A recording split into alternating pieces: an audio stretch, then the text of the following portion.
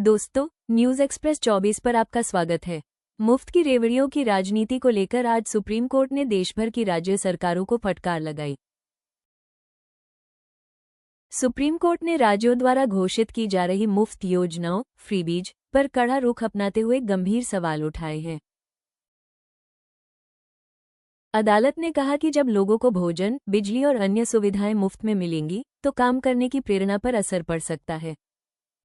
Justice Suryakant ने टिप्पणी करते हुए कहा कि कई राज्य सरकारें भारी कर्ज में होने के बावजूद मुफ्त योजनाओं की घोषणाएं कर रही हैं। कोर्ट ने यह भी कहा कि चुनावों से पहले मुफ्त सुविधाओं की घोषणाएं एक गंभीर नीतिगत मुद्दा बनती जा रही हैं। सुनवाई के दौरान जस्टिस सूर्यकांत ने टिप्पणी की कि सरकारों को मुफ्त वितरण के बजाय रोजगार सृजन और स्थायी आर्थिक अवसरों पर ध्यान देना चाहिए। कोर्ट ने स्पष्ट किया कि गरीबों की लक्षित सहायता समझ में आती है, लेकिन आय या जरूरत का अंतर किए बिना सभी वर्गों को समान रूप से मुफ्त सुविधाएं देना नीति और वित्त दोनों दृष्टियों से उचित नहीं है।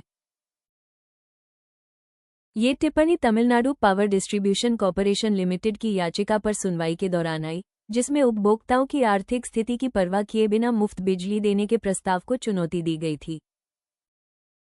कोर्ट ने यह भी रेखांकित किया कि राज्यों को दीर्घकालिक विकास जैसे रोजगार, कौशल, बुनियादी ढांचे और उत्पादक निवेश पर प्राथमिकता देनी चाहिए, ताकि लोगों की आय बढ़े और कल्याण योजनाएं लक्षित व टिकाऊ बने।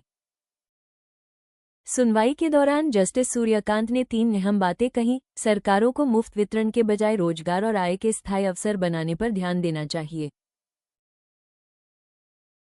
चुनावों से पहले मुफ्त योजनाओं की घोषणाएं असामान्य रूप से बढ़ जाती हैं, जो नीति निर्माण पर सवाल उठाती हैं।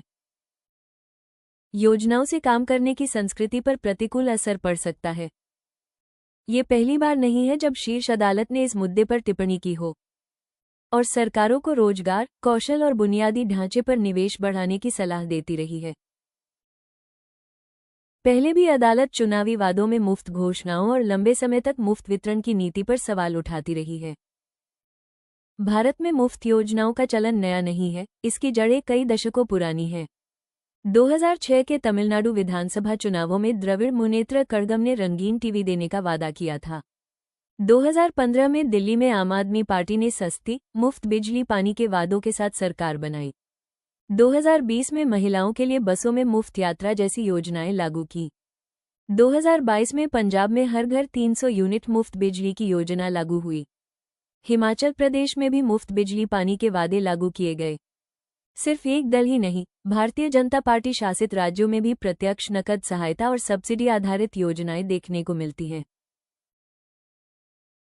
उदाहरण के तौर पर मध्य प्रदेश की लाडली बहना योजना के तहत महिलाओं को मासिक आर्थिक सहायता दी जा रही है। इसी बीच सुप्रीम कोर्ट बार बार यह सवाल उठा रहा है कि जब कई राज्य पहले से कर्ज के बोझ तले हैं, तो सार्वभौमिक मुफ्त योजनाओं का वित्तीय स्रोत क्या है और उनका दीर्घकालिक असर विकास परियोजनाओं पर कैसा पड़ेगा। मुफ्त योजनाओं का दायरा आज कई राज्यों तक फैल चुका है और बहस अब इस बात पर है कि इसका दीर्घकालिक आर्थिक असर कौन उठाएगा। मुद्दा सिर्फ फ्री बनाम फीस का नहीं, बल्कि लक्षित मदद जोड़ टिकाऊ वित्त के संतुलन का है, ताकि जरूरतमंदों को राहत भी मिले और अर्थव्यवस्था की सेहत भी बनी रहे। दोस्तों, इस मुद्दे पर आपकी क्या राय है? क्या सरकारों द्वारा राशन, बिजली और पानी मुफ्त देना सही है या नहीं? क्या सिर्फ जरूरतमंद लोगों को लाभ मिलना चाहिए? क्या ये सुविधा सभी को मिलनी चाहिए? सरकार को मुफ्त योजनाओं के बजाय रोजगार देना चाहिए। इस मुद्दे पर आपकी क्या राय है? वीडियो पसंद आए तो लाइक और शेयर करें और ऐसे ही तथ्यपूर्ण समाचार देखने के लिए चैनल को सब्सक्राइब करके बेल आइकन जरूर दबाएं।